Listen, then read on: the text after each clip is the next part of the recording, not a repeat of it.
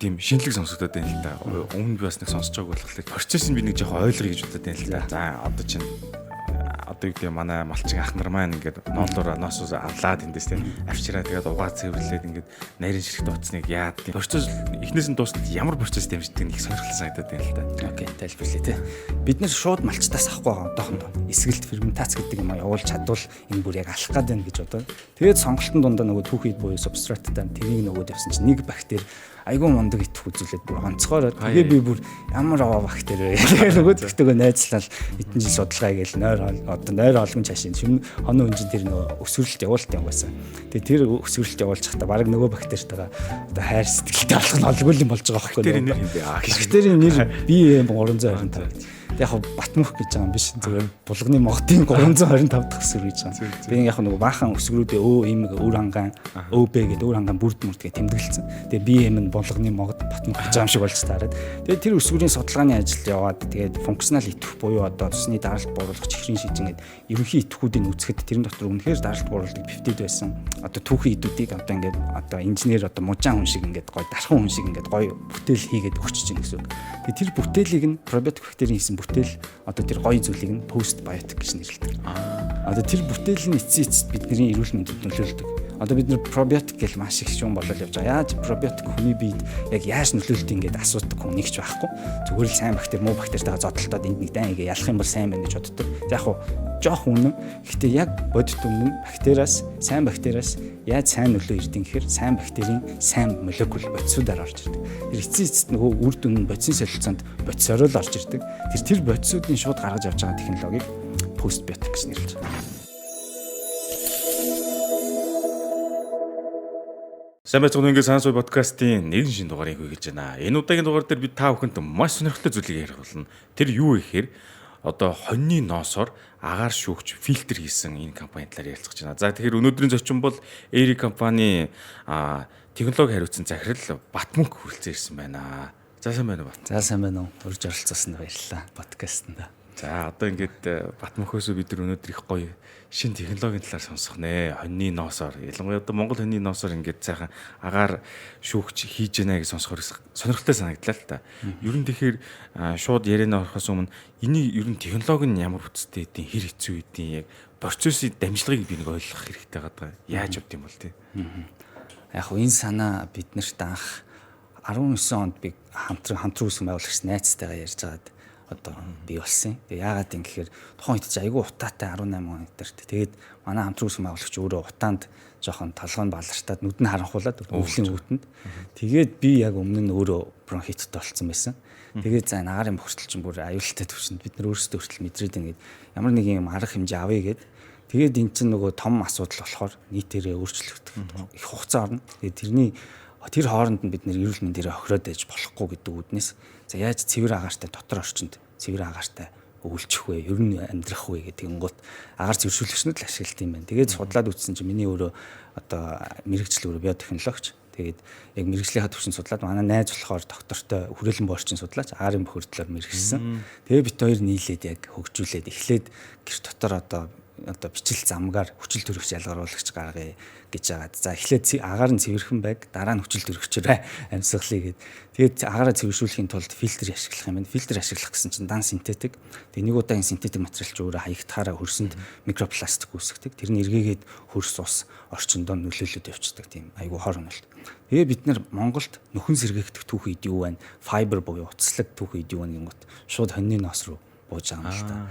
Тэгээ судлаад үзсэн чинь анх хоньны ноосыг ашигласан технологи нь бүр NASA-д сансарт ашиглагдаж судлагдажсэн юм байна. Нөгөө бүр Марс дээр ингээд байлаа гэхэд дотор орч агаарыг шүүхтэй, эргэлдүүлэхтэй тэгээд бас нөхөн сэргээгдэх юм ашиглана гэдэг утгаараа судалж ирсэн юм. Тэгээ судлаад үзсэн чинь манай Монгол хоньны ноос яг хуу нарийн ширхэгтэй ноос багч гисэн тэр бүдүүн ширхэгтэй ноосыг одоо ингээд задлаад дахин боловсруулж холих технологи боловсруулад тэгээд тэргээрээ патент аваад бид тэднийг олон тэмцээн оролтоонд орж хөгжүүлээд одоо яг бид нэг үйлдвэртэй болох шатн дээр ирсэн. Тэгээд эцсийн фильтр энэ жил гарах гад тэгээд одоо агаар цэвэршүүлэгч төхөөрөмжөнд ордог фильтр тэгээд машины салоны фильтр бас гарах гад ажиллаж байгаа. Одоо анх тэгж эхэлсэн. Зөв маш сонирхолтой. Тэгэхээр одоо энэ подкаст үзэж байгаа та бүхэн анзаарч байгаа те бид нэгэд өвөл болохоор агаар гэж бүх юм яриа л байдаг те. Тэгэл зам болохоор мартчихдаг. Тэгэхээр энэ бас одоо ингээд байнгын яригдж яах одоо анхаарч явах сэдв байгаад байгаа маа. Тэгэхээр энийг бас одоо дахин ярьж байна. Ер нь бол гадны ингээд агаар шүүгч одоо юу гэдэг хятадын юм агаар шүүгчүүдийг бол айл болгол баг байгаа ах нэг тийм ихсэж байгаа ер нь ихсэж байгаа тий. Тэгэхээр энэ дээр одоо хэдүүлээ яг ингээд тэр материал нь дахин боловсруулалтгүй одоо материалыг одоо монголчуудын өөрсдөө хийсэн материал нь болохоор эко гэж үздэг байгаа. Тийм зүйл хийж байгаа юм байна. Тэгэхээр энэ талаар бүгдээрээ дэлгэрүүлж ярина. Тэгээд юуны өмнө одоо сая яаж ихсэн тухайгаа ярьлаа л да. Тэгэхээр одоо хөгжүүлээд өөрийн тань одоо таны ингээд суур бэкграунд юу ямар байна? Аль чиглэлээр яаж суралцаж төгсөвтэй? Та бас нэг өөрийнхөө хувийн талаар нэг жоохон тааш танилцуулаач. Окей.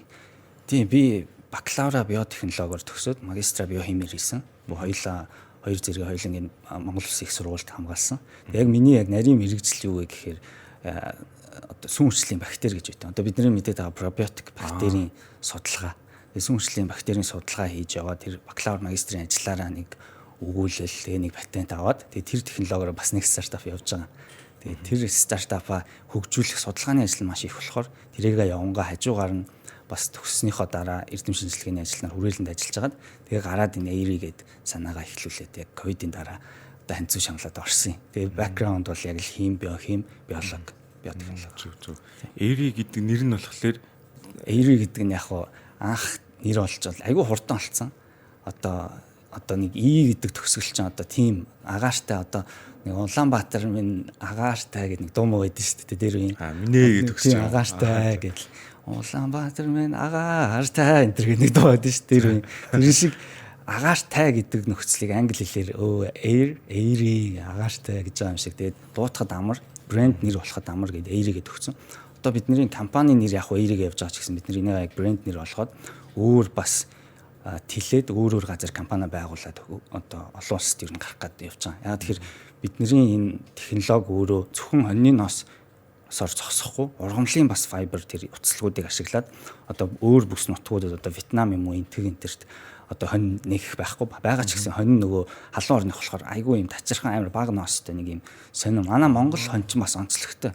Нөгөө хэрсдэр суур амьсгалтай болохоор нөгөө бүдүүн ширхтэй тийм ноос байдаг нөгөө үнгүүдүүлээд байгаа. Тэр нь биднэрт давуу тал болоо бид нар бас хямдхан түүхийд олох боломжтой болоод өөр газар хонь байлаач гэсэн ноос нь айгүй жин даахгүй дээрээс нь файбер ашиглах боломжтой. Тэнгуут ургамлын файбруудыг ялгаж аваад өөрсдийнхөө технологиор бас фильтр болгож хөрвүүлэх тийм тэлэлтийг олон улсад хийх гээд явж байгаа. Тэр үндсэндээ энэ салбар өөрөө одоо байгальд суурилсан уцлаг одоо материалууд ургамлын гаралтай одоо jute fiber, abaca fiber ургамлууд hemp fiber ч юм. Тэднийг ашиглаад энэ фильтрийн материал болгоод тэгээд тухайн бүс нутаг энтэг одоо маш их агарын мөхөрдөлтөй. Одоо дээдлийн дээр бол хасар их агарын мөхөрдлөө. Сүүлд Вьетнам, Ханой одоо нөгөө монголчууд айлаад байгаа Таиланд хүртэл агарын мөхөрдөл өндөртэй ордог. Тэгээд энэ бүс нутгуудад тухайн ойрхон нутагт нь ургаж байгаа түүхэн эдийг одоо local source гэж яриад байгаа. Тэр хүн сэргээгдэх түүхэн эдийг ашиглаад хөрвүүлж өгөөд нэг удаагийн хэрэглээнд нь одоо байгальд пластик гарахгүйгээр тийм одоо моделийг бизнес моделийг бий болгож байгаагаар өөрөө энэ салбарыг шинжилж байгаа гэсэн үг. Тэгээ энийг яг одоо үг хэллэгээр нь бол олон улсад ажилтны нөгөө дөрөвдүгээр хувьсгалын технологи платформ гэж ярьдаг. Тэгээ бид яг манай багч яг одоо олон улсын л баг болоо явж байгаа. Бид нэр айгүй нөгөө тэмцээнүүдэд их орсон. Unleash одоо Startup Germany Tour, Дубайд болсон Expo Live гэдэг юм. Тэгээд явангууд олон улсын зөвлөх. Тэгээ манай хөрөнгө оруулагч маань өөрөө бас олон улсад гоё хамтрлууд network сайтай хүн байдаг. Тэгээд ер нь тэлий гэдэг зорилгоор одоо сая дөнгөж хамгийн сүүлд бид нар сая Хонконгт нэг юм компани нээгээд тэгээд тэндээсээ нэг үйл ажиллагаа тэлэх гэж явж байгаа. Тэгээд манай хамтран үүсгэн байгуулагч болохоор яг одоо Америк руу яваад бид нар удахгүй одоо энэ жил гарах загвараа одоо Монголд бид нөгөө краудфандингаар Фандиа дээр нотлон хөрөнгө босгож үтсэн. Тэгээд дараа нь одоо Kickstarter дээр ирэх жил тавина гэдэг өөр загварыг 100% задардаг хоньны ноос фильтртэй. Тэгээд бүр ингээд одоо эко байгаль дэлхтэй бүтээгдэхүүн чинь монголоор баг ингэж брэнд болох боломжтой учраас тийм экзотик брэндээр Америк руу гаргая гэж одоо мөрөөдөд зориод ажиллаж байгаа. Тэгвэл анханасаа суурь их том тавьж байгаа юм л да. Одоо чинь зөвхөн Монгол хэлтгөө олон улсад гэж байна шүү дээ. Багуудыг болохоор ингээд олон улсын багт ихэр нөгөө тухайн байгаа газраас нь хүмүүс ингээд хамт болоод ажиллаж явж байгаа гэсэн үг. Тийм. Одоо жишээлбэл Америкт нэг хоёр партнер байгаа. Тэрнтэй манай co-founder бүтэн жил өнгөрсөн жил Америкт явж байгаа танилцаад одоо мэдээж баг болохын өмнө биентэйг нэлээд ярилцж байгаа шүү дээ. Нөгөө хоёр маань ч гэсэн нэлээд сонирхоод биднийг тэгээд ярилцаа явж байгаа. Энтгэхт манай нэг би хятадд явж байгаа танилцсан нэг найз маань бас байгаа. Тэгээд бүгдээрээ нэг ногоон хөгжлийн талын юм нөгөө бэкграундтай хүмүүс. Тэгээд Хонконгд сая шинээр хийж байгаа. Тэгээ Германд бол бидний хамгийн том худалдан авахч болох магадaltaй Mann Hummel гэдэг компани тэдний R&D хөгжүүлэлтийн багтаас холбоос үлбэтэй ажиллаж байгаа. Ойрхон.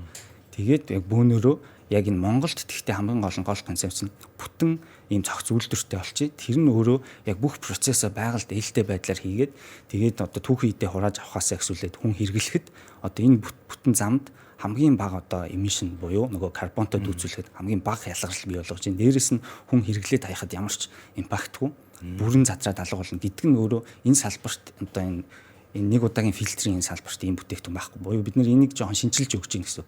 Тэгэхээр өөрсдөө яг тэр шинчилж байгаа модельороо бас олон улсад одоо тэмцээнүүдэд гайгүй яваад байгаа гэсэн. Ер нь гол санаа. Зөвхөн бүтээгдэхүүн биш бас тийм. Ер нь тийм шинэлэг сонсогдоод байна л да. Өмнө би бас нэг сонсож байгааг болохоор тийм.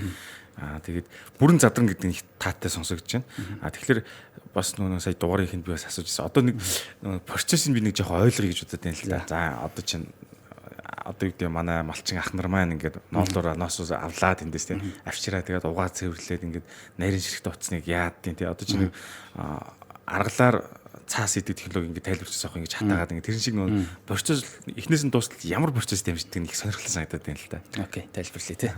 Ингэж байгаа. Бид нэр шууд малчтаас авахгүй байгаа одоохондоо. Тэгэхээр энэ процесс өөрөө хийдэг юм кластер одоо төрийн улсын тэр бодлогоор ч гэсэн нөгөө кластерчүүлээ. Тийм бодлогоор эхлээд төгөл тийм нэг газар бөөгнүүлээд угаад самнаад нийлүүлдэг тийм хэсэг одоо ханган нийлүүлэлтийн сүлжээгээ тэгж ер нь төвлөрүүлж хөгжүүлж байгаа юм лээ. Тэнгууд бид нар шууд хоршооллоос авч байгаа. Тэгээ хоршоолол тэгээ бас нөгөө саманж угаадаг үйлдвэрээс. Тэгээ тэд нар өөрсдөө хоньны ноосоо угаад самнаад ялгаад бүдүү нарийнаар нь ялгаад одоо нарийн угаад самнаа гаргачихна гэсэн. Бид нар нарийн эхэлж ашиглаад дараа нь үндсэн бүхэл патентаа бүтэн ашиглахын тулд бид нар дахиад хөрөнгө оруулалт үйлдвэрээ дахиад 2.0 дараагийн хөлбөрлөг оруулах хэрэгтэй.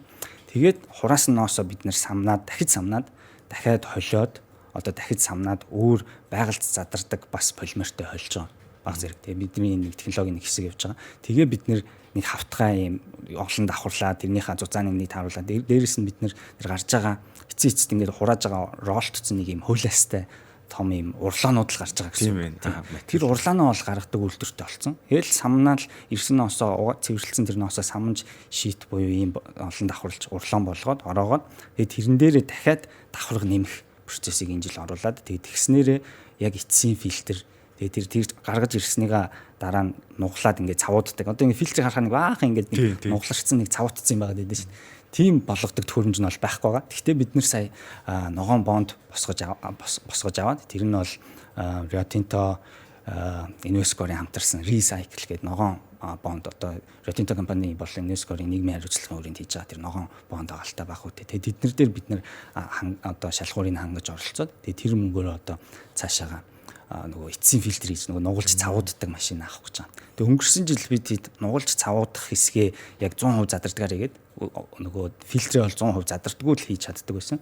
Тэгээд тэрнтэйгээ хамт гаргаад хэрэглэгчтэй хэлээд за бидний дэмжих бол дараа жил бид нэр яг алах гээд байна гэж жагаад яг тэрийг хийлгээд одоо бид нөгөө байгаль задардаг цавуутай одоо байгальд задардаг тийм одоо хүрээтэй яг л эцсийн фильтр энэ жил гаргаж ирж байгаа гэсэн. Одоо тэгэхээр хоёр дамжлага байгаа хоёулангийн 100% энэ жил хийдэг болох гэдэг. Зөв. Хүрээ нүртэл ингэ задрах юм биш үү? Хүрээгийн нүртэл цаасаар хийж байгаа. Уг нь юм синтетик юм нэг пластик юм тасардгүй нэг юм байдیں۔ Тэрийн нүртэл солилцсон. За одоо ингэ сая таны хэлснээр ингэ фильтр байна бэлэн болоо гараад ирлээ. Тэнгүүд тэр фильтрийг ямар одоо агаарч өгөх төхөөрөмжөнд суулгах уу? Айл болгоны төхөөрөмж тааруулт юм уу? Таад өөртөө оруулж ирд юм уу? Энэ төхөөрөмжийн талаар жоохон дэлгэрүүлвэл. Төхөөрөмж бол тийм нэг загвар байгаа. Манайхаа Airy гэдэг загвар хавтгай загвар байгаа. Тэгээд одоо Xiaomi-гийн ч юм уу бус загвар юм цилиндр байдаг. Бидний хамгийн анхных цилиндр загвар байсан.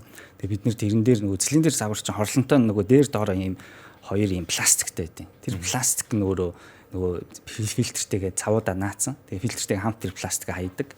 Тэгэнгүүт айгүй хаягдaltaй. Тэгээ анх бид нэр дугуй загвар дээрээ тэр пластикийн голтой хийгээд голын 3D принтерээр хийгээд тойруулж зөвхөн фильтрээ хийгээд зөвхөн фильтрээ солидог тийм загвар хийжсэн. Тэр тийм юмыг цааш нь хөгжүүлэх гэхээр айгүй хүндрэлтэй байсан болохоор хавтгай загвар руу шилжсэн. Тэгээ манай дараагийн загвар ч гэсэн хавтгай гарна.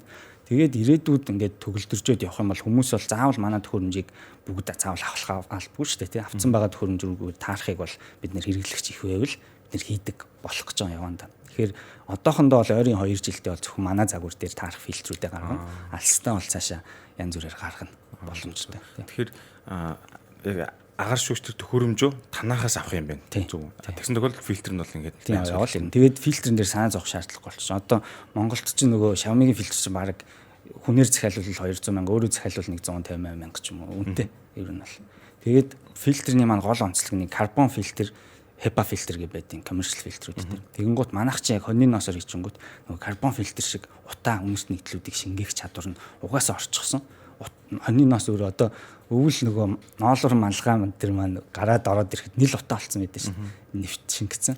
Яг тэрэн шиг нөгөө ноос маань өөрөө уураг учраас тэр нөгөө туйлтай туйлгууд янз бүрийн нийтлүүдийг янз бүрийн бүтцийг өөртөө шингээх чадвар тэр хоньны ноосонд өөрт нь агуулгадчих. Өөрөө уураг учраас. Тэгэхээр тэр шин чанарыг нь тулгуурлаад одоо PM2.5 шүүж байгаа. Бусад VOC буюу тэр дэгдэмхийн органик нэгдлэгээ ярьдаг. Тэр хавдар үсгэгч чинь тэднэрийг ингэ шингээгээд авчдаг. Тэгэхээр нэг сумаар хоёр тулаа буутах нэг юм байгаль задардаг фильтр гараад ирсэн гэж. Зөв ойлголоо. Их гоё сонсогч. Нэрийн олор чинь сайн шингээдэг шүү. Үндрийг хүртэл тий. Олор шиг тий. Тэгэхээр одоо чинь хэнийг сонсож байгаад юу гэдэг. Тэгвэл танай төхөөрөмжийг авъя гэх юм бол одоо чинь би авъя гэх юм бол хаанаас яаж авах вэ? Танай пэйж. Тийм, пэйж веб AIRI-ийн минь байгаа. Тэгээ Shopee дээрээс бидний нотлонгийн загвар маань харин дууссан. Тэгээ бид нар энэ төрөл шинжлэгдсэн арай илүү том загвар гаргах гэдэг байгаа. Тэгээд илүү загварлаг дээр ягаад тэгэхээр энд гарсан тэр загвараа шууд Америк руу бас гаргах төлөвлөлт байгаа. Тэгэхээр ер нь тийм намрал гарна да. Доол дууссан байна. Тэгвэл air цэг юм ингээд ер нь орхол юм байна да. Агаар гэдэг англиар air тэгээ араас нь 2 e үсгтэй цэг юм ийм хаягтай юм. За одоо ингээд яг та бүхний хэрэгжүүлж байгаа технологийн талаар бас ойлголттой боллоо бас сонирхолтой. Тэгэхээр одоо цаашаа би юу үргэлжлэх чинь гэхээр стартапын талаар ярих гэдэг юм л да. Яг манай подкаст маань санаас уу те юун дээр алдаж юун дээр туршлага тууснаа ярьдаг байгаа. Тэгэхээр байгууллагадаа 2002 тийм яг 2001 онд нэг гэрчлэгийг авсан. Тэгээд юу ч хийж амжаагүй зүгээр намар авцсан ярилцж явж байгаа. Тэгээд 2022 онд бид уг нь 21 онд нэгэл шууд одоо бид нар өөрсдөө одоо манай найз маань би хадгаламжаа мөнгө зөнг хийгээл фонтнаас зээлхэн зээлэл. Тэгээд цайлах хийсэн төхөөрөмжийн. Тэгсэн чинь хил хаацсан. Одоо хүмүүс санаж байгаа бол яаж байгаа л ковидын дараа нэг хятадын хил хаагаад. Тэгээд бид нар девайс оруулж ирж чадахгүй удаад.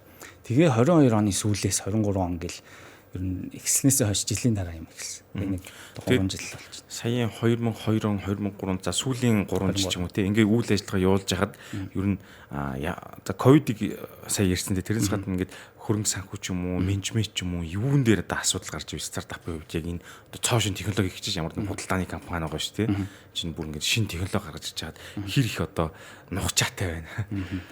Яг эхний 9 сар бол битүү судалгаа хийсэн. Тэгээ би нэг сандын одоо тухайн үед эмо офис гэж байсан. Манай эмо офисийнхан бол намайг мэдэндээ тэгээд бүр мим хүртэл тавиад нөгөө ингээд нэг машин хоёр хүн машинтай зөрсөн чинь нэг нь орж явахт нөгөө нь гарч нэг ингээд зүрэлтэй хардаг. Тэр шиг орой 6-д ажилласаа бууж явахт би ажилдаа ирж байгаа гэд.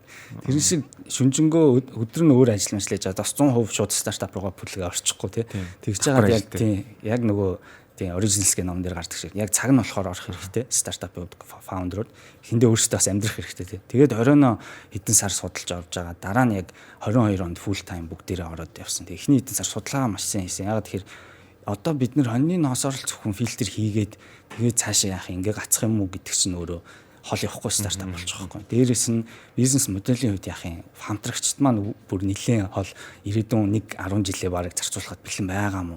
Тэгээ бид хоёр ч хоорондоо бас маш их яриа болно, муудна, сайндна гэж зөндөө юм болно. Тэгээд тэр хооронд л улам л батчиж бэхжээд харилцаа маань илүү сайн болж байгаа. Тэгээд бас таньдаг найз манаас учраас илүү ойлголцоод.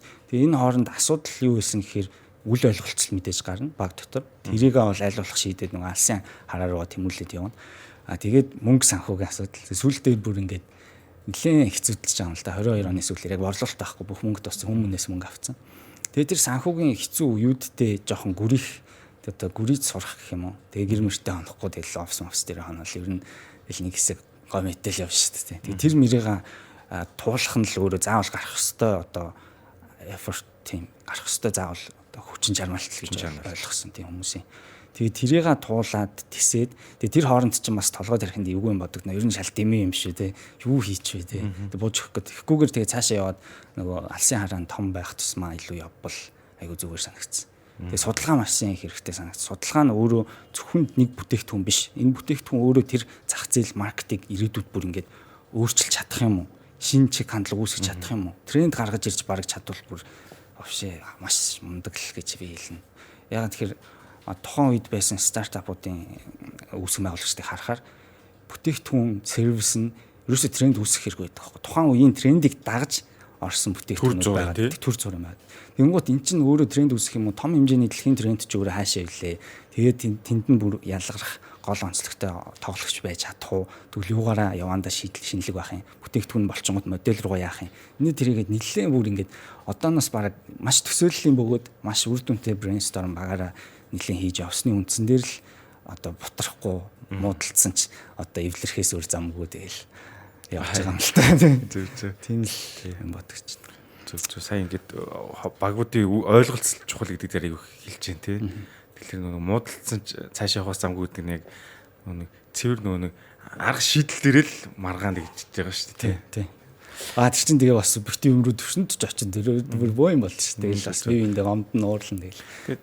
Сая таваад л ярьж дээ тий ингээд интернэшнл багуудтай байна гэдэг олон багууд тэгэхээр тэр гаднаас одоо хамтран хийж орж иж байгаа улсад бас хүн байна тий. Тэгэхээр эднийг одоо нууц шил ер нь ингээд хувьцаагаараа орж ирд юм уу зүгээр хөрөнгө оруулалт орж ирд юм уу яаж ингэж багийг нэгтгэж байна тий. Хамтрлууд ямар шатаар дөр үүсэж байна. Яг тэр бол одоохондоо яг Америкийн хувьд бол хамтарч компани байгуулах яриа явж байгаа. Гэхдээ яг эцсийн шийдлээ яг мэдээж нөгөө хуульчин тэр зөндөө хүмүүс орж иж яг гарах гэдэг. Яг тэрэн дээр бол маш тийм юу рационал шийдвэр гаргахгүй тийм.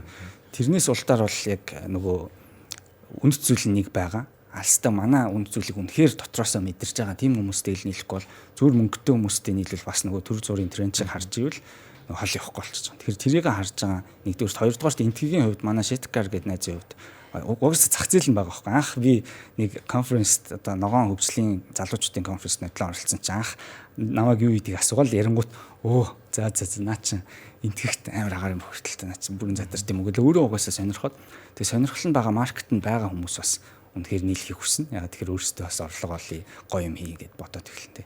Тэгээд зах зээл нь байвал болж гин. Тэгээд явандаа үнэт зүйлийг ойлгож болно. Эсвэл үнэт зүйлийг мэдээд урт хугацаанд төсвөрлөх тийм хүмүүс ээж болж гин. Эсвэл хөрөнгө оруулагч менторууд бас явандаа багт орж ирчих болно. Тийм л замууд. За ингээд компанийнхаа одоо CTO буюу одоо техник технологийн хариуцсан явж байна. Тэгэнгүүт нь санхүүгийн тал одоо энэ хөрөнгө оруулалтын талыгаа одоо хамтрагч хариуцж байна уу? Тийм хамтрагч манай хамтрагч чинь яг CICO гэдэг. Investment and Communication Officer гэдэг. Яг бит хоёр хамаагүй л явдیں۔ Ер нь бол тэгээд одоо манай хүн чинь нөгөө Австралид MBA-ээр сурж байгаа. Тэгээд дараа жилээ болохоор Yale руу нөгөө 2 жил болохоор тийм хөтөлбөрт хамрагдаад явахаар болж байгаа Америк руу тийм. Тэгэхээр тэр хооронд одоо бит хоёр яг би бол одоо төр одоо захирал хийж байгаа байхгүй. Гэхдээ уг нь бол би технологи хариуцсан. Тэгээд хийгээл одоо борлуулалт юм аяг л хамтарч хөрөнгө оруулагч хийх хүнээс сонгож ярилцсан. Ер нь бол хамтын шийдвэр яагаад тэгэхээр co-founder болохоор. Тэгэхээр одоо ихэнх тохиолдол одоо стартап ингээд боожих энэ хугацааны эмзэг цэг биш үү те. Заримдаа хөрөнгө оруулалт байхгүй л нэ. Тэгэхээр энэ санхүүгийн асуудлыг шийдэхин тулд ер нь та бүхэн ямар гарц шийдлүүдийг хэрэгжүүлж одоо яаж туршлага суусан бэ гэх гэдэг юм л да. Би одоо ингээд манай подкастыг үзэж байгаа хүмүүс стартап хийж байгаа санхүү дээр ингэж анхаарах юм байна. Ингэж босох юм байна те. Ийм нөхцөлд ингэсэн юм байна гэсэн гоё тийм кейс стади бол бас бид туваалцах их баяртай байна. За бид нар юу яасан? Нөгөө хамгийн анх өөрсдөө bootstrap буюу өөрсдөөсөө гаргасан гэсэн үг. Тэгээд эхэлсэн. Дараа нь шууд л тэмцээнүүдэд ороод эхэлсэн. Тухайн үед ч нөгөө стартап бас бүүн болж иж одоо бодвол дундын офисууд их байсан. Дээрээс нь тэмцээнүүд их болдог байсан. Тэгээд шагнал байр эзлээд грантууд аваад тэгээд цаашаага яг технологи хөгжүүлээд явж байгаа болохоор патенттэй болохоор бас гарааны гэдэг нөгөө тодтголоо аль биесээр аваад одоо Монгол гарааны бизнесийн тухай хууль байгаа. Тэгээд тэрний гарааны гэдэг тодтголтой бизнесээ өөрчлөлт гарааны бизнес болгоод тэгээд тэр хүрээндээ одоо инновацийн грант бас авч байгаа. Одоо бүтээгдэхүүн хөгжүүлэлт шуцсангаас гэсэн үг. Тэгээд тэрнийхээ дагуу яг бүтээгдэхүүнээ хөгжүүлээд бас явсан. Тэгээд бид нэр агрипренeur аналитик зөндөө тэмцээнүүд ороод нийтдээ баг нэг 35-аас 40 орчим мянган доллар ингээд 2-3 жилийн хугацаанд оролцоод яваад цуглуулснаа бодонгоо тийм болчихж байгаа байхгүй. Тэгээд тэрийг өөрсдөө шууд ерөөсөө наах юм ерөөсөө байхгүй бүгдийн л нөгөө тоног төхөр гүнж авах өөрсдөө нэг ам зоогох маягаар хийгээл яваад байгаа гэсэн үг. Тэгээд сүүлд бид нэр яг нэг хувь хүнээр анжил хөрөнгө оруулагч тэгээд Shark Tank-аас бас тэрний өмнө хөрөнгө оруулалт аваад тэгээд Shark Tank энэ хувь анжил инвестор тэгээд дараа нь бонд гэж явж байгаа. Тэгээд ингээ ажиглах юм бол аль болох нөгөө equity рүү нэх орсон хөрөнгө оруулагч бол маш бага авсан. Аль болох өөрсдөө болгоо, аль болох өөрсдөө борлуулалтын онцлогоор болгоё гэд аль болох технэл зөв гэж бодож байна. Тэгээд бид нэр яг нөгөө мөнгөө маш одоо гамтай хэрэгжилж исэн болохоор гэх юм уу яг тийм нэг хэцүү байдалд ороогүй. Гэхдээ Орос үе байгаа л да. Тэгээ тэр үедээ өөрсдөө зээлж мэлэл аргалал. За яг энийг давчих юм бол энэ хөрөнгө оруулагчтай ингээ яриа хийчих. Ийм зээл босгох чиг гэл. Ингээд цоцолтгүй л ер нь байнгын мөнгө хайлт бол явсаар л байсан. Тэгээд нам гацж болохгүй.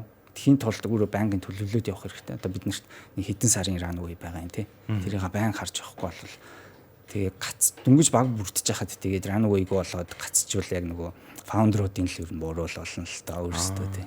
Тэгээд одоо машина хээр зогсоочлоо шүү дээ бензингөө. Тэгэнгუთ нөгөө зорчигчд нь бас уурлаа шүү дээ бас тий. Тэр тэрнтэй адилхан тий. Тэр нэг амар юу алгаа. Ямар ч тач хөрөнгө оруулагчдын хувьд бол яг нөгөө капитал, венчур капиталуудаас ч юм уу яг нөгөө хөрөнгө оруулалт гэдэг нэг юм сангууд мангуудаас бол яг хөрөнгө оруулалт ерөөсөө авч байгаагүй.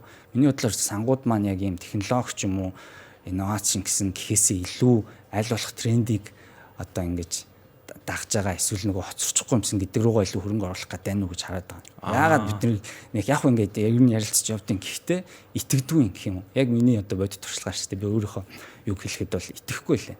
Яаж монголчууд одоо яг тэр кейс байхгүй. Монголоос ингээд материаллык юм үйлдвэрлээ тэгээ гарна гинүгээд. Үгүй бид нэр зөвхөн Монголоос дэлхийд бүх хоньны ноосоор дэлхийг хангах гаагүй шүү дээ. Уусаа хангаж чадахгүй. Тэгмээд бидний бизнес модель юм дараа нь ингээд энэ гол технологи нэнэгээд хэлсээр байтал гадныхан ойлгоод зөндөө тэмцээнд ингээд шалгараад яваад байхад Монгол одоо хөрөнгө оруулагч маань ойлгодог гэх юм нийтлэг тохиолдолд. Мэдээж бид нэр анжил хөрөнгө оруулагчтай. Тэгэхээр Монголоос яг үнэхээр бүтээлч юм хийж ивэл Монголоос яг нөгөө одоо хөрөнгө оруулалтын сан мангаас нэг мөнгө авах магадлал ер нь бага л байна одоогоор. Удахгүй хөгжөөд явах бах.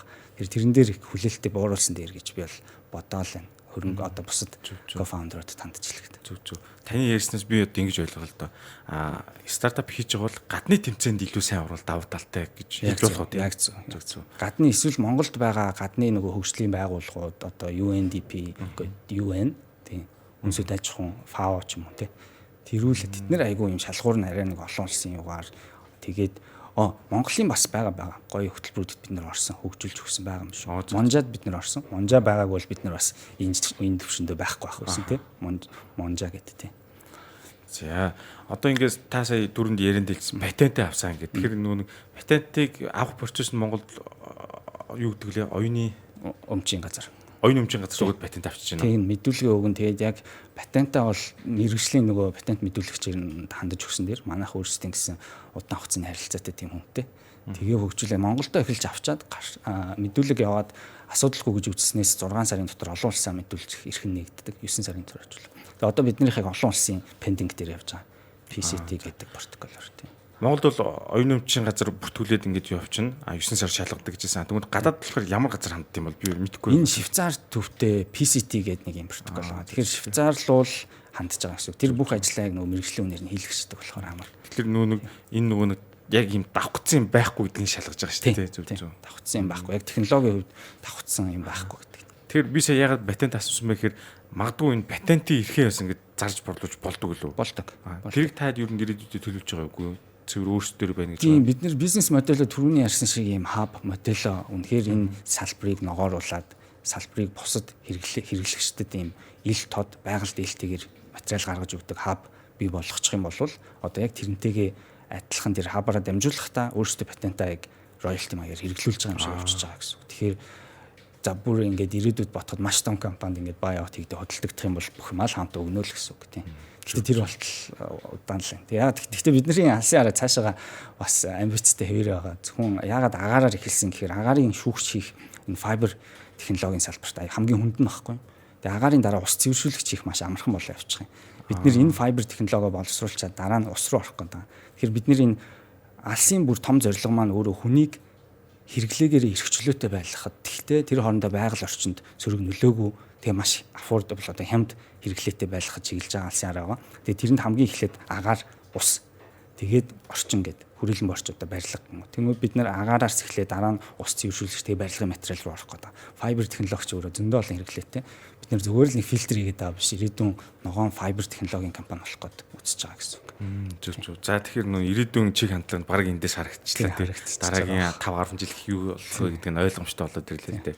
За тэгэнгүүт одоо нөгөө биднэрт одоо яг энэ төхөөрөмж бол энд хийхгүй байгаа урдаас захиалж байгаа. Энд их бол өстой боломжтой. Тийм учраас одоо энэ урагшаа захиалах процесс процесс нь ямар байдгийг үйлдвэртэйгээ тохирдсон юм уу? Хэдэн тоогоор яадیں۔ Тэ энэ дээр ер нь тохиролцоо нь хэр явж байгаа вэ? Давгүй шүү. Бид нэр анханасаа анхны кампанитайгаа фейлдсэн. Бид нэр жоохон чанаргүй юм өгөөд бид нэр бүүн юм болоо тэгээд баг нэлээд алдагдaltaд бид нарыг оруулаад тэгээд сайн судалж байгаа ярилцж байгаа гайгүй компанитай харилцаж байгаа. Тэрийг яг бид нэр эксклюзив ирэхээ Монгол дээр ч аваад цааш Америк руу гарахтаа ч аавна гэдээ яриад явж байгаа. Тэгэхээр үйлдвэрлэгч яг ингээд батны болгож байгаа юм шүү дээ тий. За тэгвэл одоо энэ намар гэсэн үг тий. Арай өвөл болохыг наахаа тий. Бид бүхэн одоо танай төхөөрөмжийг худалдаж авах боломж үүснэ. Шопи дээр байгаа гэсэн. Тийм шопи дээр гаргана. Тэгээд дээрэс нь гараж цэгийн дамжуулаад машины салууны фильтрүүдээ авчулна. Нөгөө серийн дугаараа бичингүүт ямар маркийн машин бүх юм гараад ирсэн. Тэр нь таарах машины салууны фильтр нь гаргаад ирнэ гэсэн үг. Тэгэхээр тэр бол on the demand захиалгынхаа дагуу явах тий. Бүр бэлдээ тавьчихдаг байна. Бэлдээ тавина. Одоо яг бид нар нэг нэлээд хэдэн тоог бэлдээ тавихаараар төлөвлөсөн байгаа. Манай нөгөө тий. Зөвлөлт монголч. Одоо чинь Brust орохоор нэлээд их машин Монголд байгаа хамгийн түгээмэл машинууд руу орно. Нэлээд олон марк байсан. Гэхдээ дөрвөн ийм хэмжээтэй фильтр дөрвөлээ. Гэхдээ нэг нь баг нэг 10 хэдэн загварт таардаг юм. Ерөнхий байд юм лээ. Тэгээ тэр дөрвийг хийх гэдэг. Одоо тэгвэл яг нэг фильтрийн нэг үн ер нь ямар хэлбэрээр зарагдж байгаа мэдэх боломж байгаа юу? Одоо бидний агаар цэвэршүүлэгч төхөөрөмж нэг 55 мянга гэж байгаа. Тэгээ төхөөрөмж авсан бол дараагийнх дээр нь хямдрал зарладаг нэг 20-30%. Тэгээ тэр нь тухайн жилийн нөгөө инфляцийн мас хамаарна. Тэгээд машины салууны фильтрийг яг үнэ эцэлж гаргаагүй байна. Яг тэгэхээр тэр нь нөгөө 2-3 хөлбөр бас гарах гэдэг. Нэг нь нөгөө PM2.5 нөгөөх нь бүр 0.3-ыг шүүдэг. Одоо баг машиндаа суугаад цэвэр агаар амьсгалах гэж сууж болно гэсэн үсвэлтэй. Одоо цэвэршүүлэгчийг ашиглаж болно гэсэн. Нэлээд сайн шүүдэг жоохон үнэтэй. Тэгээд дундаж тэгээд бүр хямдхан ингээд опшн бас гаргая гэж боддог. Тэгэхээр нэг 25-аас 55 мянга. Одоо яг зах зээл дээр байгаа бүтээгдэхүүнүүдтэй адилхан зарагдана тий. Зөв.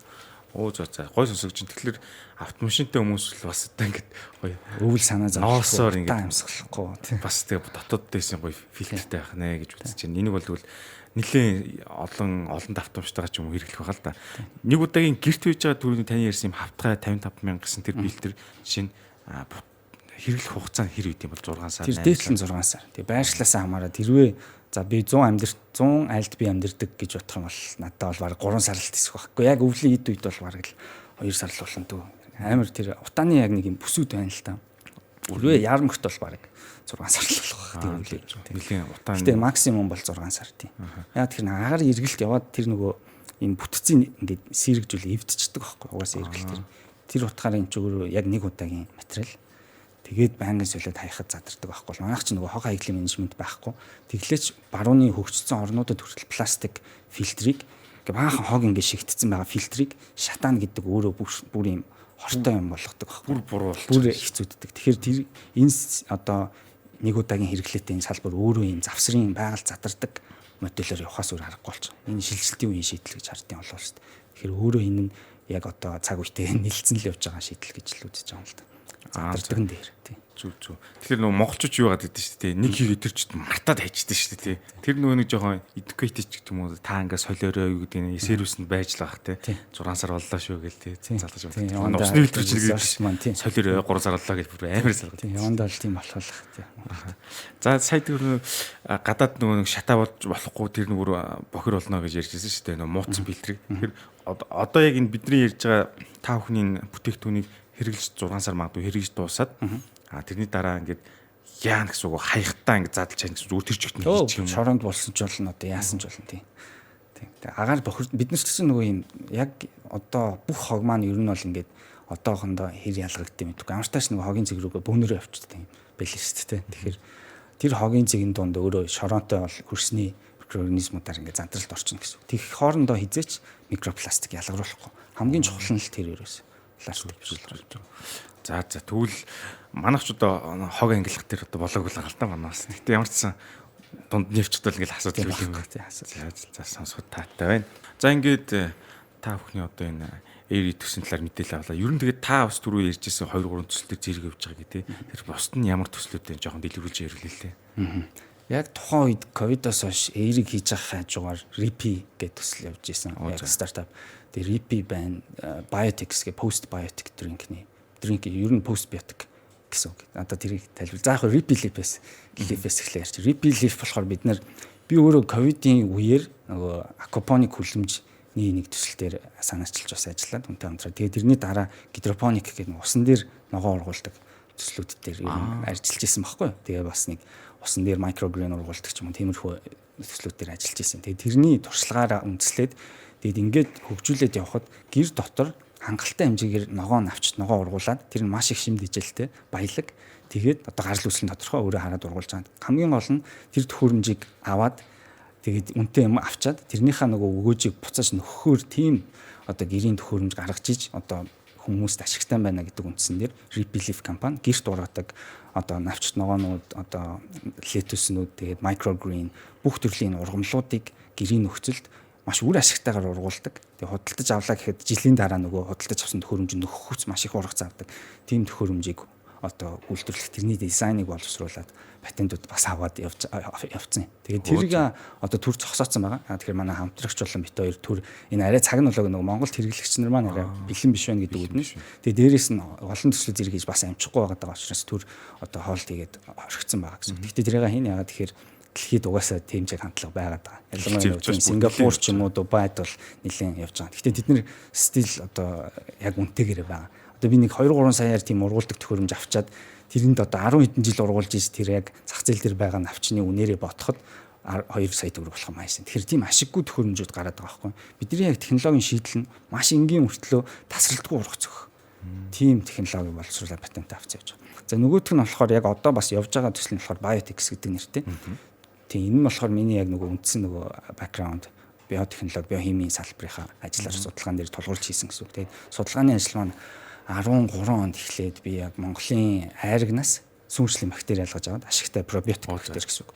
Тэгээд тэр бактерийнхаа судалгааг бакалавр магистртаа хийгээд дараа нь химийн хүрээлэнд ажиллаж байхдаа бас судалгааг хийгээд тэгээд юу олсон бэ гэхээр өвөр хангаан бүр дар хангаан хотод болгоны монгодын айрагнуудаас судалгааны дээж цуглал байсан дээжнээс бактери цэврээр нь ялгаж аваад тэгээд тэрний дундаасаа би ч өөрөө бас веган хоол хүнс сонирхдаг байсан тохойд. Тэгээд тэр одоо энэ чинь ирээдүйд дэлхийд дахин дээрээс нь экспортлоод алсаа ботход малын сүнгээр бүтээгдэхүүн экспортлон. Тэгээ малын одоо түүхий суурьтай бүтээгдэхүүн чинь нөгөө ихээр үйлдвэрлэх боломжгүй зүүн өмнөд Азийн орнд руу экспортлох боломжгүй. Хадгалалтын хүртэл хэцүү тийм хэцүү процесс хэцүү нэгдүгээр хоёрдугаарт нөгөө чанарын шаардлага дээр нь хэцүү. Тэгээд скейл хийж болохгүй маш их хэмжээгээр үйлдвэрлэж болохгүй. Тэнгүүд гол түүхийд маань өөрөө шар буурцаг буюу одоо Азиудын бол үндсэн хэрэглээ шүү дээ. Тэгээд шар буурцагны сүүн дээр одоо айрагнаас бактери ялгачаад тэр нь шар буурцгийн сүүн дээр нөгөө эсгэлт ферментац гэдэг юм явуулж чадвал энэ бүр яг алах гад байна гэж бодоод тэгээд сонголтын дундаа нөгөө түүхийд буюу субстраттай тэрийг нөгөөд явсан чинь нэг бактери айгүй мундаг итэх үзүүлээд бүр онцгойроо тэгээ би бүр ямар аваа бактери вэ тэгээд нөгөө тэгтээ найзлал хэдэн жил судалгаа хийгээл нойр олгон цаашин шин хоног өнжин тэр нөгөө өсвөрлөлт явуулт юм байсан.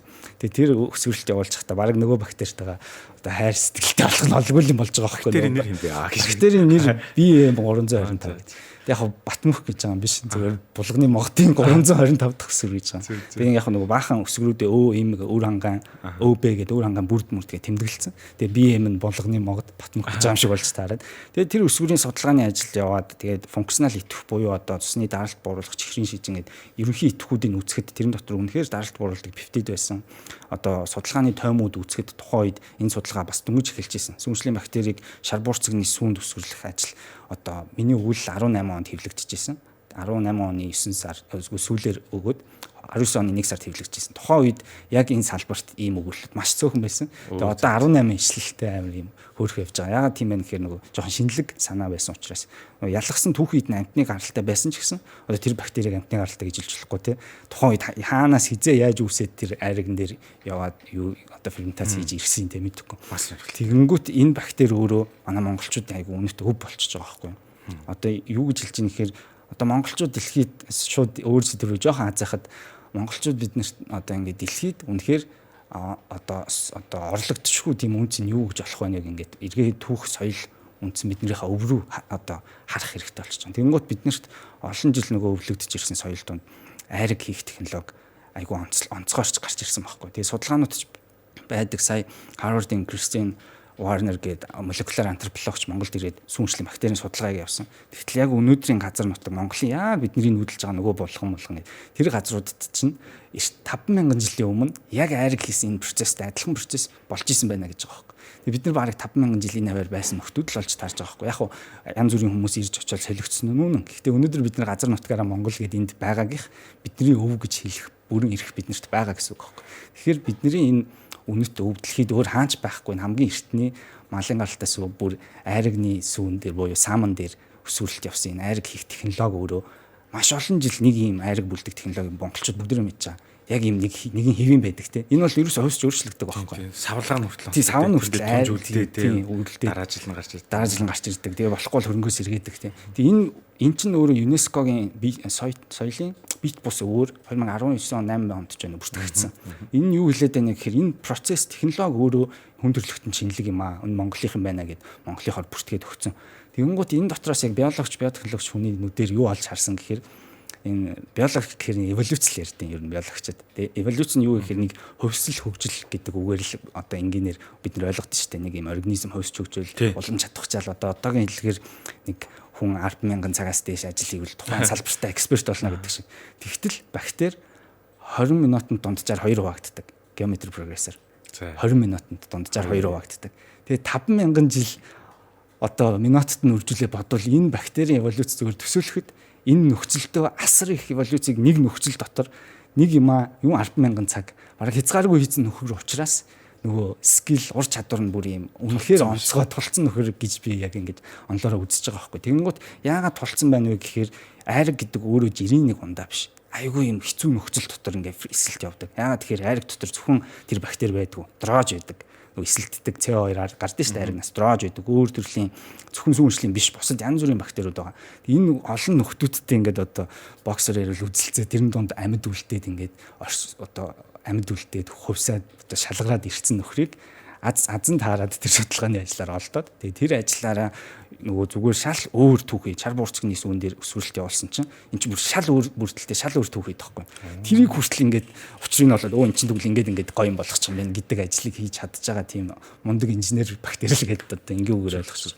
Тэр бактериар ажил хийлгээд одоо тэр бактери одоо тэр шар буурцгийн сүүн дотор байгаа одоо түүхийн идүүдийг одоо ингээд одоо инженер одоо мужаан хүн шиг ингээд гоё дархан хүн шиг ингээд гоё бүтээл хийгээд өгч чинь гэсэн үг. Тэгээ тэр бүтээлийг нь пробиотик бактерийн хийсэн бүтээл одоо тэр гоё зүйлийг нь пост биотик гэж нэрлэдэг. Одоо тэр бүтээл нь эцсийн эцэст бидний эрүүл мэндэд нөлөөлдөг. Одоо бид нар пробиотик гэж маш их шуум болол явж байгаа. Яаж пробиотик хүний биед яг яаж нөлөөлдөг ингээд асуудаг хүн нэгч байхгүй. Зүгээр л сайн бактери муу бактеритайгаа зодтолтоод энд нэг дан игээ ялах юм бол сайн байна гэж боддог. Яг хуу жоох үнэн. Гэхдээ яг бодит үнэн бактериас сайн бактериас яаж сайн нөлөө ирдэг гэхээр сайн бактерийн сайн молекул бодисуудаар орж ирдэг. Тэр эцсийн эцэст нөгөө үр дүн нь бодисын солилцоонд бодисороо л орж ирдэг. Тэр бодисуудын шууд гаргаж авч байгаа технологиг постбиотик гэж нэрлэж байгаа. Яг энэ ойлголт өөрөө 2019 онд нөгөө scientific peers буюу одоо community да консенсус түрээд одоо ойлголцоо. За энийг пребиотик, энийг пробиотик, энийг постбиотик гэж нэрлэе гэдээ одоо тогтцсон гэсэн үг. Одоо энэ би яг шинжлэх ухааны нэр томьёо ярьж байна гэсэн үг. Тэгэхээр энэ постбиотик нь өөрөө яг эрүүл мэндийн бодит үр дүн үзүүлэлтийг гол нь хэмжиж болдог. Би пробиотик 1000 уугаад надад яг ямар хэмжигдэхүүц үр дүн өгдөг үлээ гэдгийг хэн ч хэмжиж чадахгүй. Пробиотик төр постбиотик төр бид нэр чадна. Ягаад гэвэл нөгөө молекул нь тун хэмжээ ярьж болно. Нас бие төрсөн ийм тунгаар үйлчлэхэд чихрийн шижинд ингэдэг, хөхний хорт авдарс ингэдэг, төрүүлчих ингэдэг гэд итгүүд ярих боломжтой болж байгаа анх удаа энэ салбарт. Тэгэхээр постбиотик бол яг одоо үеийн одоо энэ смартфон шиг хүн болгон адилхан iPhone барьж байна. Гэхдээ өөр аппликейшн ашигладагтай адилхан хүн болгон ийм маш олон төрлийн бодистой постбиотик юм хэрэглэхэд яг өөртөө хэрэгтэй юм ингээд онж очиад үйлчлчих тийм боломжтой юм эцсийн бүтээгдэхүүн постбиотикаар гарч ирж болно гэсэн үг. Зүг. За их сонирхолтой юм хэлээ. Одоо 5,000 жил яс одоо хойсон өршигдэж тэгдэж ирсэн одоо гоё идэвхтэй нэг сайхан бактери шүү дээ. Одоо та тэрийг олсон байна. Тэгэхээр нөгөө та судалгааны ажлаа хаана хэвлүүлсэн бэ? Энэ Монголын үг л. Тэгээ хамгийн хацтай нь Монголын маань тэр химийн хүрээлэнгийн эрхлэн гаргадаг химийн Journal of Chemistry, Mongolian Journal of Chemistry. Яг тэр жилдээ impact factorтай болсон. Гэдэг нь юу гэсэн үг вэ гэхээр олон улсын нөгөө одоо судлаачдаар ингээд шалгагдаад одоо peer review гэж ярьдаг. Тэгэхээр яг бусад хүмүүсээр хүлээн зөвшөөрөх олон улсын сэтгүүл болсон гэсэн. Яг Аз улс яг тэр үед одоо тийм болж таараад тэгээ тийм л өгөл гэсэн. За онлайн бол байгаа шүү дээ. Би зүгээр хайранд уншуул гэж утсан. Болно. Тэгвэл яаж хянагнаа? Одоо functional одоо properties of Functional properties of BM 325 Lactobacillus fermentum гэж хайх юм бол ер нь гараад ирнэ. Би Батмөх мягмар дөрч гэвчихэл ер нь гараад ирнэ. За тэгвэл би харин энийг яг цагийнт уншия гэж бодлоо. Дээрээс нь маш их айраг ухс төрлөө. Айраг бол агуу ундаа л та. Би бол айрагн дээр умаар л хэлсэн. Тэгэхээр сая одоо манай олон жил явсан идэвхтэй энэ бактери маань ер нь Монголынхаа бүхэл айраг донд явж байгаа илүү дээ нэг. Тэр бол байшлаас өөр болж байна. Тэр бол одоо би энэ бактерийг дахиад булганы могд байна уу хаанаас юм уу дахиад би бүтэн судалгаагаа хийсэн ч би олж авахгүй байх магадлал маш өндөр. Бас тийм. Ягаад тэгэхээр хамгийн нэг эвгүй юм нь айраг өөрөө гэрийн нөхцөлд хийж байгаа процесс ерөөсөө жигд биш. Магадгүй тэрний дунд одоо сүүлийн японочдын бас нэг хийсэн судалгаа. Бидний цаг уурын өөрчлөлт болон хүмүүсийн айраг хийх технологи ингээд угаалгын машин зарим нь нөгөө цэнхэр сам аавнд хийгээд байгаагаас болоод нөгөө бактериуд нь цөөрөөд ингээд бүрдлэн муудаад муу бактериуд нь ингээд байна гэдэг судалгаа японочдын судалгаа гарсан байсан. Харамсалтай бид нөгөө өв уламжлаа ингээд алдангууд гоё юм алдчихж байгаа байхгүй давхар юм чинь. Савлгаа тийм нөгөө арьсаараа л байвал айгу зүгээр байгаа байхгүй. Тэр чинь яг ёроолтон тунж үлдээ тийм. Тэгэхээр бид нар соёлоо алдна гэдэг нь өөрөө үнэт юм ингээд алдаа авчиж байгаа. Тэгээд тэрнээс гадна нөгөө байгалийн климат нөгөө уур амьсгалын өөрчлөлтөөс болоод угаасаа цөөрж байгаа гэдэг судалгаа. Ягаад тэгэхээр нөгөө бэлчээрийн даац ихтэйд атом маань одоо өвсгөө болоод ер нь ингээд бүх юм муудаад байгаа байхгүй. Тэгээд ядж итл муудаагүй байсан ч би нөгөө randomly яг энэ шиг бактери олох магадлал угаасаа баг тэгрүү тэмүүлнэ. Яг энэ шиг юм олдох маш хэцүү. Нэгдүгээр, хоёрдугаар дээрээс нь тэр маш их буурж байгаа. Тэгэхээр бүр магадлал байхгүй болчихсон. Тэгэхээр ийм бактери олдох магадлал би өөрөө давтан хийсэн ч олдох магадлал маш бага болчихсон. Тэгвэл энэ бактерийг та тэгээд хэр сайн өсгөж байгаас л хамаарх юм. Одоо нэггүй юу хийж яаж одоо Монголынхаа нэрийг гаргаад нэг гоё стартап болгочих уу л гэдээ явж байна тийм. Их гоё санаа. Бас их сонин шинэлэг байна тийм. Тэнгүүд одоо би яг таны ярианаас одоо миний ойлгосноор бол айрыг зүгээр нэг хунцар савд гэр мэт бүлцсэн биш бүр нэг хөдөө очиж байгаа тэр нэг ярьсанд нөгөө монголоор юу гэдэг лээ хөхүүрнээс нь яг тэгж одоо очиж уумаас айрж тийм хөхүүрийн айрыг хамаагүй дээр байгаа. Тэгээ баялаг бүрдэлтэй байгаа. Олон бактери олон процесс яваад нөгөө олон гой бодис тийм дотор байж байгаа. Тэр хөхүүргийг ингээ олон дахин олон жил ашигласан байвал бүр гойлох гэдэг шүү дээ. Тийм онцлог нь байгаа даа шүү дээ. Тийм. Гэхдээ айргийг яг нөгөө саам чинь айгүй их тийм олон бас шар бурцгийн сүг бодвол ялгаатай бүрдэлтэй дотроо. Тэгэхээр айрыг зарим тохиолдолд нөгөө хүмүүсийг харшилмарчл сэдгэрх гэдэг юм. Манай нөгөө бактери чи өөр түүх хідэн дээр өөр юм хийсэн чинь тийм бодисуд нь байхгүй. Тэгээ айрыг шиг нөгөө олон бактери байхгүй ганцхан өөрийнх нь хийсэн бүтээлүүд байгаа учраас судлахад амар дээрэс нь ерөнхий зүй тогтол амар учраас арай амарлах болчихж байгаа. За мундаг бактери нэ M хэдгэлээ 300 M325 гэдэг. M325 бол одоо өөр газар туушигдаж өөр юмнуудыг инженерчл хийжээ. Их сонирхолтой. Тэгээ эндээс үүдээ цаашаа асуухад одоо та бол ингээд яг энэ чиглэл мэрэгсэн юм байна. Монгол Улсын их сургууль яг бакалавр магистрийг дагныг хамгаалсан биш үү? Тэнгүүд одоо бол ингээд харах юм бол хуульч эдийн засгч зөндөө байна. Яг энэ чиглэлээр танай сургууль би бас мөс төгссөн л доо. Мөсийн улс төр судлалын. Тэнгүүд энэ манай мөст маань одоо яг энэ чиглэлээр тантай адилхан төгсөж байгаа мэрэгчлэн ерний тоо ер нь хэр байна? Жилд ер нь хэдэн хүн судалж байна? За би яг сүүлийн үед сандгүй. Гэтэ тийм борд би бол гайгүй л байна гэж хараад байгаа. Биотехнологи бол нэг буурсан юм байхгүй. Харин ч ангин дүүрчээд жоохон хүмүүс харин биотехнологи ирээдүй гэдгийг ер нь харж эхлэх тах шиг залуу үе. Ягаад тэгэхээр нэг хэсэгтэй л IT софтверийн computer science гэж явдаг гэсэн бол одоо биотехнологи, нанотехнологи гэж ярьдаг болсон. Уус ирээдүйн чиг хандлага тийм байгаа нөгөө Bill Gates хэлсэн байдаг. Дээрээс нь манай Монголын сууд хүмүүс гэвэл одонгийн дугаач бас хэлсэн дээр үедээ. За Монголын одоо авч явах салбар бол электроник, нанотехнологи, биотехнологи гэсэн чөлөө би хаанаас ч харсан юм аа сая юм үзэж чад. Тэгээд иймэрхүү хүмүүсийн хэлснээр угаасаа ирээдүйн том чиг хандлага технологийн хувьд бол биотехнологи, нанотехнологи байгаа. Тэр тийшээ хүмүүс улам л их орж илээ. Сүүлд бол тогтворч. Би яг энэ биотехнологи талаар мэдээлэл муу дутмаг учраас яг танаас мэрэгчлэнээс нь асуух гэж байна л да. Яг энэ чиглэлийн компани одоо Монголд хэдэн компани байна? Монголын хөгжил ер нь ямар төвчөнд явж байгаа юм бол? За Монголын хөгжил бол яг биотехнологийн commercial худалдааны бизнес талдаа бол одоо шинжилгээ, диагноз нөгөө эрүүл мэндийн шинжилгээ судалгааны талдаа байна. Мэдээ суурь судалгаа, хүрээлэнгүүд гэж байна. За 2, 3 гэх юм бол хүнсний бас компаниуд байна. За 4-т гэвэл нөгөө юу байна? Бас эмийн зарим компаниуд хүнсний нэмэлтүүд хийж байна.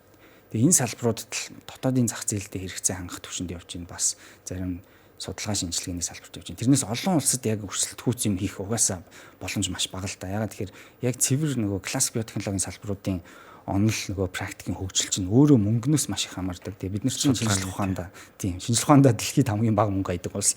Тэгээ тэр ч утгаараа би бас Азтарч нөгөө бас ментор багш нарын хадгаламжтай нөгөө Япон энэ төр exchange хөтөлбөрөөр явж нүд тайлсны үндсэн дээр одоо санаа сэтгэл маань ингээд тэлжил юм хөгжиж байгаа гэсэн. Одоо Солонгос, Япон ч гэдэм үү тий.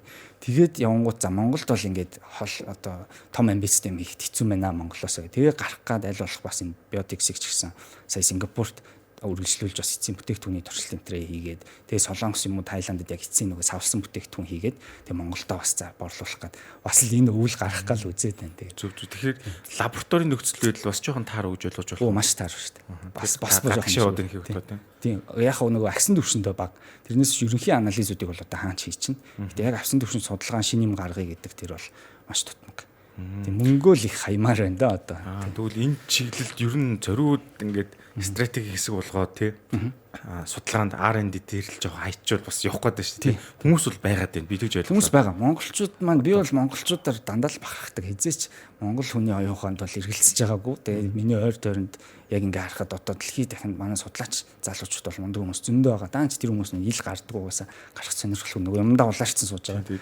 Хүнч мэдэхгүй явж байгаа. Хүнч мэдэхгүй. Тэгэл одоо Германд бас одоо Heidelberg институт тулан гээд профессор мөнх бас зөвлөх бол мэдээж манай их сургуулийн манай супервайзер Бачаргал багш байна. Өөр очроо явах багш маань ч гэдэг юм уу хүмүүс байгаа. Тэгээд Солонгос, Японд байгаа манай найзууд болон хамт ажиллаж исэн доктор хүмүүс байна.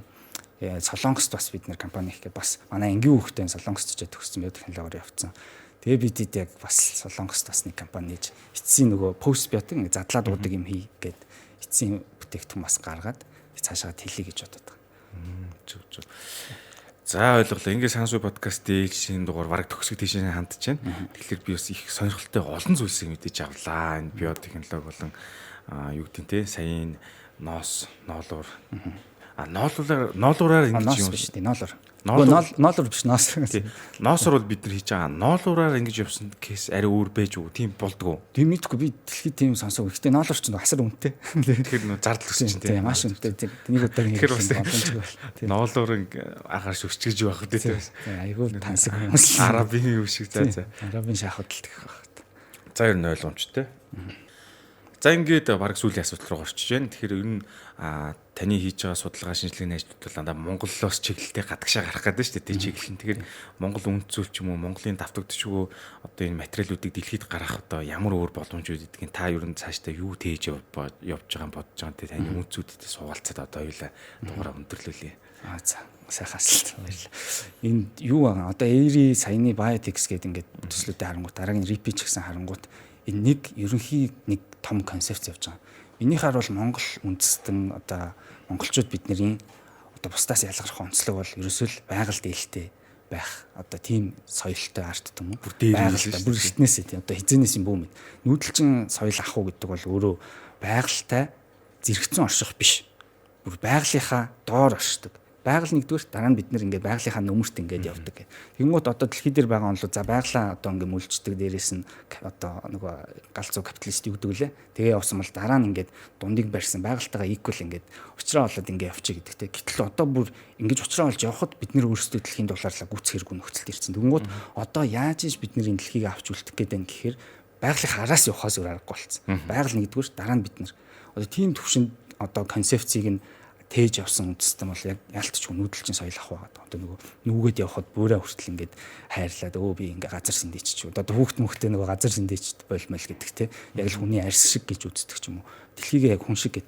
Нөгөө энэ концепцээс бидний хийж байгаа манай багийнхан болон бас миний алсын харанд юу вэ гэхээр саяны бизнесүүд бүгдээрээ байгалийн араас явж байгаа. Дээрээс нь дандаа нөхөн сэргээгдэх түүхийд. Тэгээ хамгийн байж болох хамгийн хямд үнээр ашигтайгаар байгальтай илтгэр хүний эрх чөлөөг гаргаж ирэх зорилготой. Одоо ингээ харах юм бол цэвэр агаар цэвэр ус байгаль дээлтэй барилгын хүрээлэн буй орчин одоо цэвэр хоол хүнс одоо дотроосоо өөрийгөө хангаад явах боломжтой ургамал ногоонууд тэгээд одоо эрүүл мэндийн тэр хүнснүүд гэсэн үг одоо постбиотик. Тэгээд тэр нь өөрөө тухайлсан хүнд бүр таарах боломжтой personalized гэж нэрлэдэг байгаа. Сүүлийн үеэр зөвхөн танд таарах тэр хүнсийг одоо гэртээ сууж ахта одоо гэр бүлийн дөрвөн гишүүн тэр машинаас өглөө болгон өөрийнхөө fermented одоо зүйлийг ялгаатай зүйлийг өөрөөсөө хаягандаа хийгээд аваа явчих болдог. Тийм бүтээгдэхүүн алсын харт одоо биотикс тэр.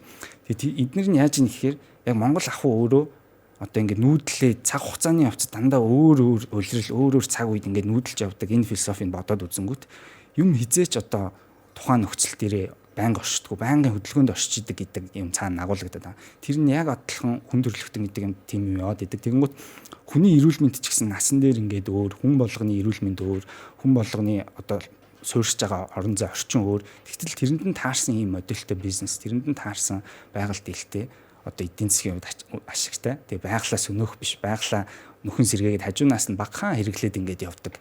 Тийм моделийг энэ бизнесүүдтэй шингээгээд тэгээд шин бүтээгдэхүүн гаргаад явах тийм алсын яриатай болохоор энэ яг үндсэн бидний нүүдэлчдийн соёлтой нийцээд байгаа гэж үзээд байна. Тэгээд тэр нь өөр газар хайхаар олдохгүй байх. Тэгэхээр бид нэр ер нь хол явна л гэж өөрсдөө бодоод байна. За маш сайхан сонсогдож байна. Тэгээд одоо яг хүний хамгийн чухал хэрэгцээ болох эрүүл агаар, эрүүл ус те хүнс тэгээд энэ бүгдэн дээр яг анхаарч суурилж одоо бизнесээ хийж байгаа гарааныхаа бизнесийг босгож яваа танд одоо цаашд амжилт хүсье. Их гой гой шийдлүүд болж энэ 3 прожектсүүд нь бүгд амжилттай яваасаа гэж одоо сайхан өрөөж байна. Баярлалаа. За Ерөөл Батар шиг хүрэлцэн орж ирсэн их баярлалаа. Бидний ч гэсэн сонирхолтой гой гой сэдвүүд тооллаа. M300 BM300 тэр бактерид бас амжилт хүсье. Тэр маань тэгээд хол яваасаа. За. За ингэ сансуй подкастинг ээжний нэг шинэ дугаар маань бид нар сонирхолтой сэдвэрийн мэдлэг олох дугаар боллоо. Ингээд дараагийн дугаараар уулзтлаа. Түр баяртай. Сонирхолтой зочиор нь шүү та бүхэн хүлээж аваарай.